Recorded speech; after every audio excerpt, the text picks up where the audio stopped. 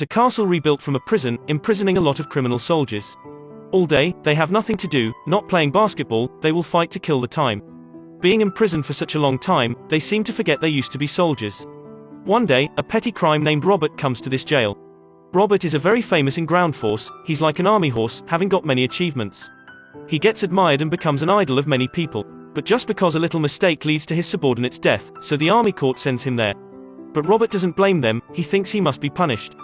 He is about to retire, but the army court has to delay and send him there, let him complete the last mission. Robert simply just wants to return home safely, and spending the last of his life with his wife and lovely nephew. That warden is also the person Robert really respects. He has never joined battle before, but he takes interest in collecting weapons.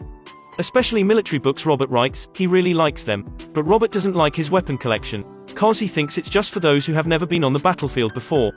As for collectors, it presents a period of history. But as for him, it just gives him grief. The warden takes a book from a bookshelf, on which prints Robert and wants to get the idol's signature. But hearing what Robert said, he suddenly changes attitude. The warden begins to feel hostility toward Robert. He throws the book back to the shelf, and ending the conversation with Robert. Suddenly, a prisoner comes to send the warden stuff. He shows Robert respect, the warden berates him for his action, he says Robert is just a prisoner now. So he doesn't need to do that. The warden also emphasizes it's the rule. The next day, the warden just allows prisoners one time for playing basketball, which makes them fight together to get this shot. The warden feels proud for being able to control these people. When the struggle reaches its peak, blood is everywhere, the warden orders his subordinate to shoot a gun towards these prisoners. Seeing them laying down to show being overpowered, the warden happily leaves. There are some really trusty prisoners in here. They feel dissatisfied with the warden. They think most prisoners easily get agitated by trivials, thus leading to unnecessary injury. There are even prisoners who get shot in the head and die. The warden will say it's just for calming down these people that lead to their death. But upper leaders just care for managing efficiency, so don't go into detail. They persuade Robert to use his relationship, giving upper leaders inquiry about that thing. But Robert just wants to get home soon, so he rejects. Robert is a good soldier and a kind husband. He devoted all his young to the army, and isn't involved in family issues. After retiring, he still has room to care for his family. His daughter has no word for Robert, he might doesn't know what his nephew looks like. One day, Robert comes across the guy he met in the warden's room, he apologizes to him, it's just a silly mistake. Seeing his grieved appearance, Robert pleases him not to worry. Robert says soldiers have their rule, and so do the rights. Then he helps him correct his posture. The warden sees this scene from his room, he feels ridiculous for the action of Robert, because he still pays attention to such a small soldier. The warden takes advantage of his mistake, punishing him to conduct the rites in heavy rain. He can't leave before the reveille the next day. The warden doesn't think that much, but Robert really feels unfair for that. He stops them, but in turn, he gets a soundly beat. The warden criticizes Robert for having such silly conduct, he also ridicules him for having no position, not being suitable for such a place. He warns Robert that he has to adapt to the jail's rule. Robert doesn't blame him, he just wants to prove that the warden's punishment is too excessive. The warden pretends to thank him, then punish these prisoners who beat him before. In Burning Sun, Robert has to move rocks to the place where he's about to rebuild the castle, each weighs 10 kilograms. All prisoners gather around and bet he can't go through this. But Robert never gets overpowered by difficulty. In such harsh weather, he uses up all his energy to finish the mission. No saying, no blaming, he takes off the shirt full of sweats, showing up the back with lots of injuries behind. Then they realize its scars remained after many battles he joined, such making the crowd get touched by his willpower. The crowd keeps on encouraging Robert. By his strength and willpower, Robert eventually can move all these rocks to their destination in the praise of everyone. But the warden will never let it go easily, he isn't content with Robert's dash. He commands, Robert has to keep on until dinner time, plus, moving these rocks to the old place. He knows the warden wants to embarrass him, but having no blame, keeping moving rocks. The bugle call finally sounds, a man comes to him and asks why he has to risk his life to help the warden build that castle. He responds simply, it's not him, it's everyone's. Then he is brought to the guard room. The warden pretends to worry about Robert's injury, locking him in this room is the rule, in order to let other prisoners know. He hopes Robert can understand, no matter his old position in the army. The day Robert's released, all prisoners use nameplates and knock at the gate to show general their respect. A group of prisoners asks him what the words that day mean. They think that building wall is just finding tricks to treat him, but Robert doesn't think so. As he knows, this jail is built by the old prisoners, he notices that there still remains their name and status. Robert guesses they're not actually building a wall, but wanting to protect their wall. Everyone gets something from him, they ask him what to do then. Robert then points at Mark and tells them to ask him. His father is a stonemason, so in this stuff, he must know more than others. First, he tells all prisoners who are building that wall, it's not firm, but some bad prisoners don't care about his words. Suddenly, everyone makes a concerted effort to push that wall, which is easily collapsed by a single blow. and planning to build their wall. Getting respected, Mark really feels thankful for Robert. Seeing that scene, the warden is really furious. The next day, everyone follows the suggestions of Mark, they begin constructing the wall. Even these lazy prisoners also join with them. Despite the heavy storm, it still can't stop them. Thus, the wall is finished very quickly. Everyone let Mark engrave his name first. After investigating, the warden realizes the meaning behind the way they call. Leader Robert is general, the boss is the captain, others are partners or brothers. The warden doesn't allow him to get such an honor.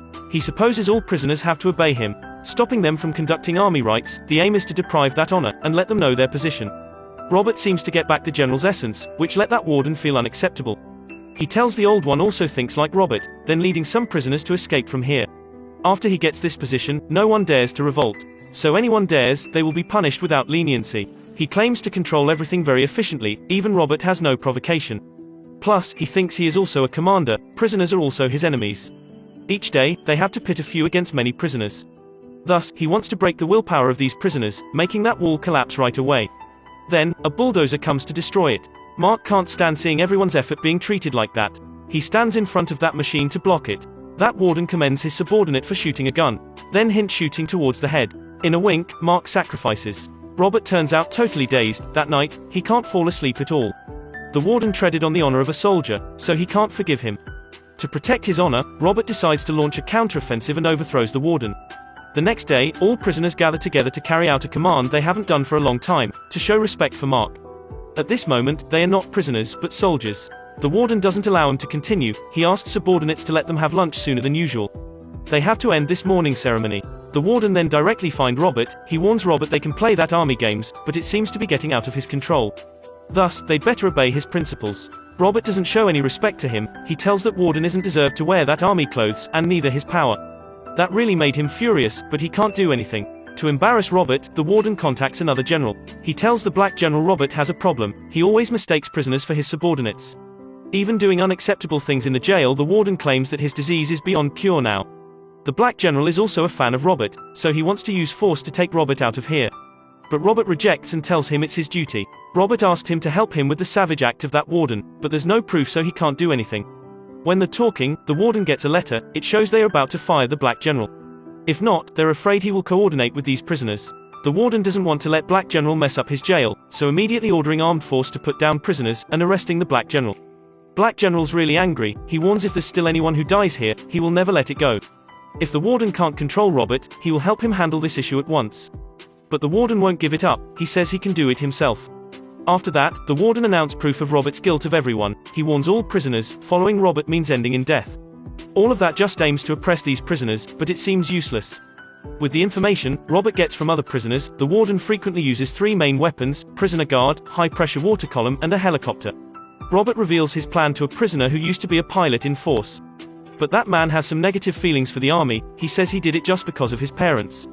Robert can understand it, but he thinks it's also a point to take advantage of.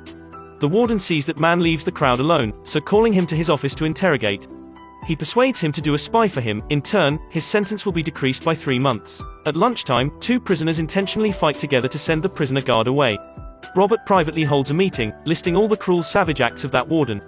Every word seems like lifting up everybody's power. To make his plan succeed, they need to get the flag. First, they have to beat up the guard, and destroy the tower, next is handling the water column and helicopter. Finally, taking off the flag to show this jail is out of control. The last step is to wait for the black general. Robert then directly finds the pilot, he shows wanting him to devote himself to that plan. The pilot just has two choices, one is becoming subordinate of the warden and gets out of here sooner, but in turn, he will be censured by other prisoners. Two is helping Robert, getting nothing but he thinks it's the right one. It might also because of the army and a man's blood in him. The pilot then pretends to report to the warden that Robert is planning to attack the wall. Suddenly, a prisoner comes to his room and hears about the pilot's shameful conduct. Their attention is all put on this prisoner. This time, the pilot privately takes the flag away, and sending that prisoner to another room. Unexpectedly, the pilot reveals Robert's plan to the warden, he says Robert will take off the flag after carrying out an attack, and admit having stolen the flag yesterday. The warden really freaks out, he orders launching the prisoner guard and driving all prisoners off the prison cell. In order to find the flag and stop Robert's plan. That's what Robert's worried about. Not waiting until the warden finds it out, Robert decides to carry out his plan. Prisoners have already taken control of some prison guards, they even quickly lock down some prison guards. Their plan is really in order, immediately breaking up the whole into parts and get into a battle, which is led by Robert. prisoners hide behind a wall that has just piled up. Robert tells one prisoner to call Black General, announcing him to send troops. Then they use plastic string to do weapon, combined with a parcel getting from the kitchen to make a bomb. Then takes advantage of force from the oxygen machine to attack the tower. All prisoners use trays for protecting, and temporarily building up a riot shield. Under Robert's command, they use machines in the construction site and transforms them into weapons, then use them to attack an office of the warden. They throw handmade bombs into it and burn down all his collection. The rock that the warden gets shows the names of Mark engraved on it. Prisoners lose control, the warden likes stamps with fury. He orders subordinates to attack prisoners, especially the headquarters by a water column, but the cons of this machine is water. Robert has privately broken down the reservoir, and shutting off these machines in time. This time, Black General calls and tells him he will get there in 20 minutes.